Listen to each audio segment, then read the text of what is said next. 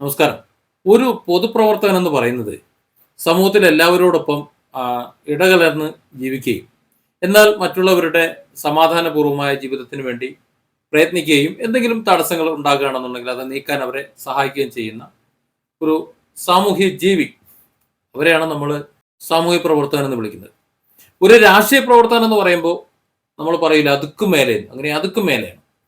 ആ സംസ്ഥാനത്തിന്റെ അല്ലെങ്കിൽ ഏതൊരു മേഖലയുടെയോ അല്ലെങ്കിൽ ഒരു പ്രാദേശികമായിട്ടോ ആ, ഭരണപരമായിട്ടുള്ള നിയമപരമായിട്ടുള്ള ചില കാര്യങ്ങൾ അവിടെ പൂർത്തിയാക്കാൻ ഈ പറയുന്ന പൊതുപ്രവർത്തകരും മറ്റുള്ളവരെയും ഒക്കെ അതിൽ അണിനിരത്തിക്കൊണ്ട് അവിടെ നടപ്പിലാക്കാൻ വേണ്ടി നിയോഗിക്കപ്പെടുന്ന ഉത്തരവാദിത്തപ്പെട്ട ഒരു ഭരണകൂടം, അങ്ങനെ വേണമെങ്കിൽ നമുക്ക് ഈ രാഷ്ട്രീയക്കാരെ വിളിക്കാം.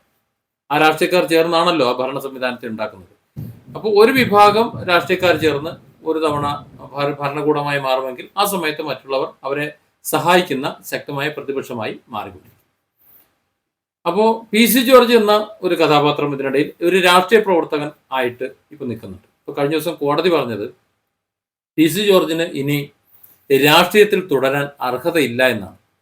ഏതാണ്ട് 10-30 വർഷത്തോളം MLA ആയിരുന്നിട്ടും പ്രകോപനപരമായി സംസാരിക്കാതിരിക്കാൻ കഴിയാതിരിക്കുന്ന ഒരവസ്ഥ, അല്ലെങ്കിൽ എളുപ്പം ആകുന്ന ഒരവസ്ഥ, ആ ഒരു അവസ്ഥയെ അതിജീവിക്കാൻ കഴിയുന്നില്ല എന്നുണ്ടെങ്കിൽ 30 വർഷത്തെ ഈ പൊതുജന സേവനം കൊണ്ട് എന്താണ് അർത്ഥമെന്നാണ് ഉദ്ദേശിക്കുന്നത്.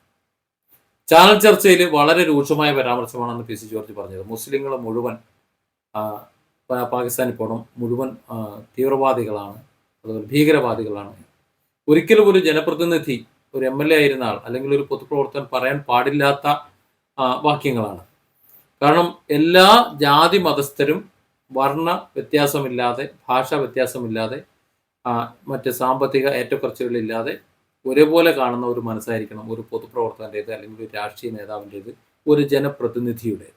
ആ അർത്ഥത്തിൽ ഒരു മതവിദ്വേഷ പ്രവർത്തനം ഉണ്ടാകാനോ അല്ലെങ്കിൽ ഒരു പരാമർശം ഉണ്ടാകാനോ പാടില്ലാത്തതാണ്. എന്നാൽ പി സി ജോർജിനെ സംബന്ധിച്ച് ഇത് ആദ്യ തവണയല്ല. ഇതിനു മുമ്പും ഇത്തരത്തിൽ പരാമർശങ്ങൾ ഉണ്ടായപ്പോൾ അന്ന് വളരെ വ്യക്തമായി കർശന ഉപാധിയോടെ പറഞ്ഞതാണ്, ഇനി മേലിൽ ഇങ്ങനെയുള്ള പരിപാടി സമാന സ്വഭാവമുള്ള ഒരു കേസുകളിലും ആവർത്തിക്കരുത് എന്ന്. അതുകൊണ്ടാണ് ഹൈക്കോടതി മുൻകൂർ ജാമ്യം കൊടുക്കാതെ പോയി പണി നോക്കാൻ പറഞ്ഞത്. സത്യത്തിൽ ഇത് കേരളത്തിലെ മറ്റ് ജനപ്രതിനിധികൾക്കെല്ലാം ഒരു പാഠമായിരിക്കണമെന്നാണ് നമുക്ക് തോന്നുന്നത്. വളരെ ശക്തനായ ഒരു നേതാവിൽ നിന്ന്, വാക്കുകൾക്ക് കാഠിന്യമുള്ള, നേതൃപാഠവുമുള്ള, എന്നാൽ സ്വന്തം നാട്ടിലെ ജനങ്ങൾക്ക് വേണ്ടി, തൻ്റെ മണ്ഡലത്തിലെ ജനങ്ങൾക്ക് വേണ്ടി എന്തും ചെയ്യാൻ കെൽപ്പുള്ള ഒരു നേതാവിൽ നിന്ന് ആർക്കും വേണ്ടാത്ത ഒരാളിലേക്ക് മാറിപ്പോകുന്ന ഒരവസ്ഥ. അവസാനം ഒരാശ്രയം എന്ന നിലയിൽ ചെന്ന് കയറിയിട്ടുള്ള BJPക്കും ഒരുപക്ഷെ ഇദ്ദേഹത്തിൻ്റെ ഈ സ്വഭാവം നമ്മുടെ പാർട്ടിക്ക് അത്ര അങ്ങോട്ട് സൂചിക്കില്ല എന്ന് മനസ്സിലാക്കിക്കൊണ്ട്, ഏതറ്റം വരെ പോകും എന്ന് മനസ്സിലാക്കിക്കൊണ്ട് മറ്റ് സ്ഥാനങ്ങൾ കൊടുത്തു കളയാം എന്നുള്ളൊരു നിലയിലേക്ക് അവർ നോക്കി നിന്നത് ഒരുപക്ഷെ അതുകൊണ്ടായിരിക്കും. ഏതായാലും ഒരു രാഷ്ട്രീയ നേതാവ് എന്ന് പറയുന്ന ഒരു സമൂഹത്തിന്റെ റോൾ മോഡലായിരിക്കേണ്ട ആളാണ്. ഏത് രാഷ്ട്രീയ കക്ഷി നമ്മുടെ രാജ്യം ഭരിച്ചു കഴിഞ്ഞാലും, ഏത് രാഷ്ട്രീയ നേതൃത്വം നമ്മുടെ കേരളം ഭരിച്ചു കഴിഞ്ഞാലും, മതേതരത്വം എന്ന് പറയുന്നത് ഭരണഘടനയുടെ അടിസ്ഥാന ഒരു തത്വമാണ്.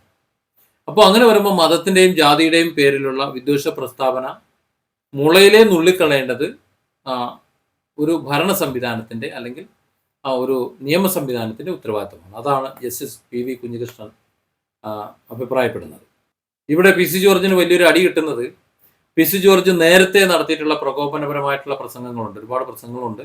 ആ പരാമർശങ്ങളെല്ലാം ഉത്തരവിൽ ഉൾപ്പെടുത്തിയിട്ട് ജാമ്യ വ്യവസ്ഥ ലംഘിച്ചിട്ടുള്ള ഈ ആൾക്ക് ഇനിയും മുൻകൂർ ജാമ്യം അനുവദിച്ചാൽ സമൂഹത്തിന് അതൊരു തെറ്റായ സന്ദേശമാകും എന്ന് കോടതി പറഞ്ഞത് അതുകൊണ്ടാണ്.